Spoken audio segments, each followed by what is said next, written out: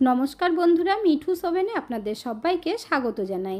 আজ আমি বোতল দিয়ে দারুণ এক মসুর ভাজির রেসিপি নিয়ে চলে এসেছি, যেটা দেখা মাত্রই আপনারা না বানিয়ে থাকতেই পারবেন না। আর এই রেসিপিটা বানানো ভীষণ ইজি, দেখা মাত্রই তৈরি করে নিতে পারবেন। তাহলে আর দেরি না করে দেখে নেওয়া যাক রেসিপিটা আমি কিভাবে তৈরি করেছি।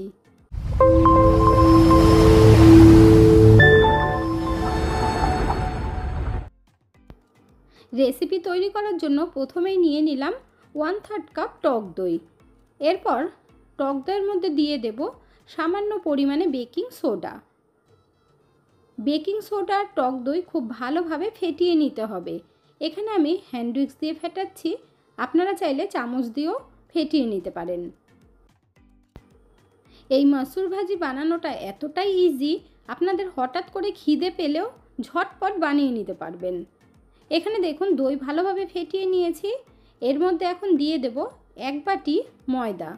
এখানে 1.5 কাপ পরিমাণে আছে। ময়দার মধ্যে দিয়ে দেব স্বাদ মতো নুন। নুনটা কিন্তু আপনাদের আন্দাজ মতো দেবেন। দিয়ে দিচ্ছি 4 চামচের 1 চামচ কাঁচা জিরে।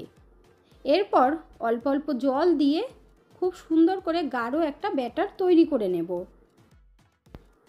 বন্ধুরা, আজকের রেসিপিটা যদি আপনাদের ভালো লেগে থাকে তাহলে আমার চ্যানেলটিকে অবশ্যই সাবস্ক্রাইব করবেন, পাশে থাকা বেল আইকনটি দাবিয়ে দেবেন, সবার সাথে শেয়ার করবেন, একটা লাইক করতে ভুলবেন না কিন্তু।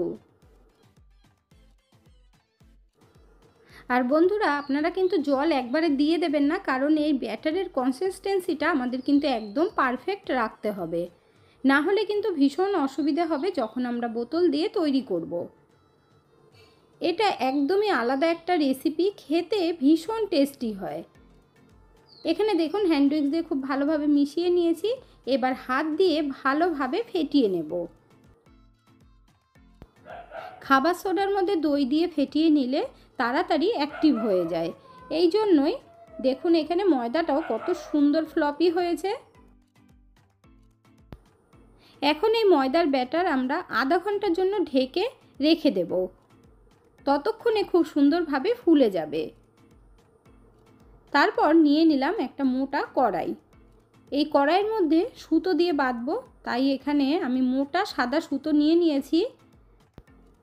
প্রথমে একটা হ্যান্ডেলে খুব ভালোভাবে বেঁধে নিতে হবে।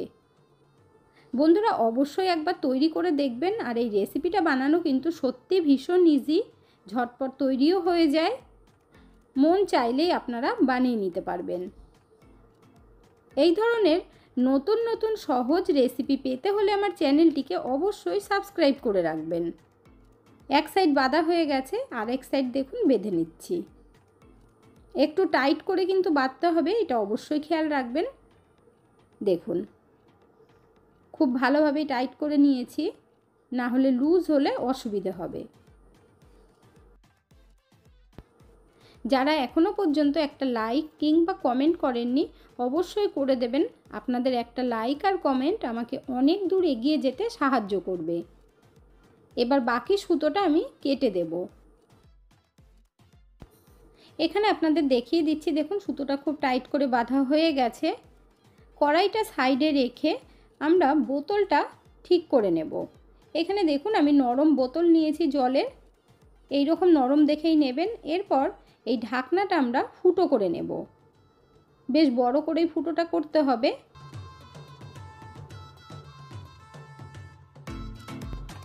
এখানে একটা বড় স্ক্রুড্রাইভার নিয়েছি, গরম করে নিয়ে বোতলের ঢাকনাটা ফুটো করে নিচ্ছি।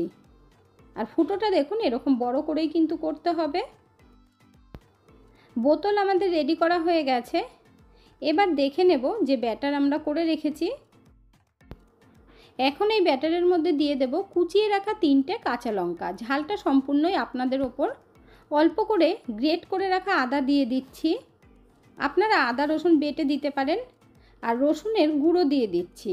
বর্ষাকাল বলে রসুনের গুঁড়োটা একটু শক্ত হয়ে গেছে, দলা দলা হয়ে গেছে। এরপর বেশি করে কুচিয়ে রাখা ধনেপাতা দিয়ে দিলাম।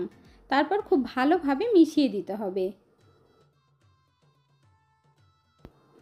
এই ময়দার ব্যাটার যত ভালোভাবে ফেটানো হবে এই রেসিপিটা কিন্তু ততটাই ফ্লপি হবে।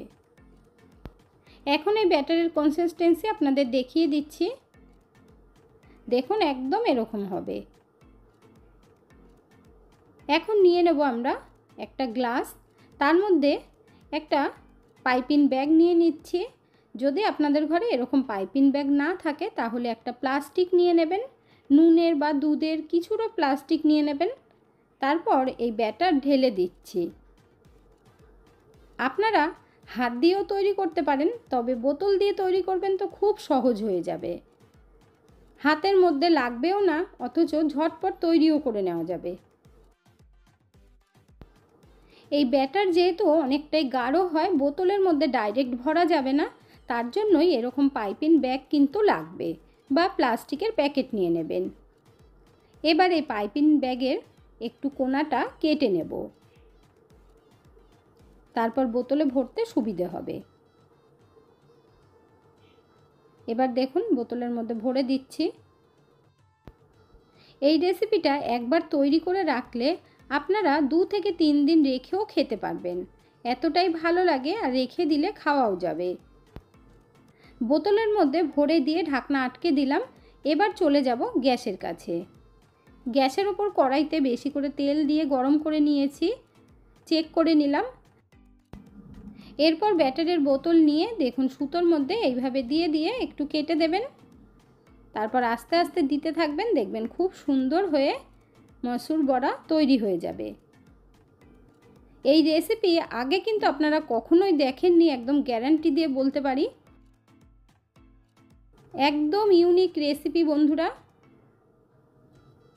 আর বেশ গোল গোলও হবে, দেখতেও ভালো লাগবে, আর খেতে তো দুর্দান্ত হয়ই, সেটা আপনারা তৈরি করলেই বুঝতে পারবেন। হাতও লাগাতে হচ্ছে না, দেখুন কত সহজেই তৈরি হয়ে যাচ্ছে। এবার আস্তে আস্তে ঝাঁঝরি হাতা দিয়ে আমি উল্টে পাল্টে লাল লাল করে ভেজে নেব। এই ইউনিক মসুর ভাজির রেসিপিটা আপনাদের কেমন লাগলো অবশ্যই কিন্তু কমেন্ট করে জানাবেন।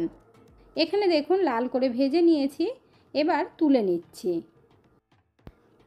আশা করি আজকের এই রেসিপিটা আপনাদের আগে কখনোই দেখা হয়নি। এরপর আমি একটা প্লেটের মধ্যে নামিয়ে নিচ্ছি। একটুও কিন্তু তেল টানেনি বন্ধুরা, খুব সুন্দর সফট হবে ভেতর থেকে। এখন আমি একটা ভেঙে আপনাদেরকে দেখিয়ে দিচ্ছি। দেখুন ওপর থেকে বেশ ক্রিস্পি হয়েছে, আর ভেতর থেকে কিন্তু পুরো সফট। দেখুন খুব সুন্দর লাগে খেতে, অবশ্যই আপনারা তৈরি করবেন একবার, তারপর কমেন্ট করে জানাবেন কেমন লাগলো। কি দারুণ হয়েছে বলুন তো বন্ধুরা। এতক্ষণ ধৈর্য ধরে ভিডিওটি দেখার জন্য অসংখ্য ধন্যবাদ। ভালো থাকবেন, সুস্থ থাকবেন, দেখা হচ্ছে পরের ভিডিওতে। Thank you.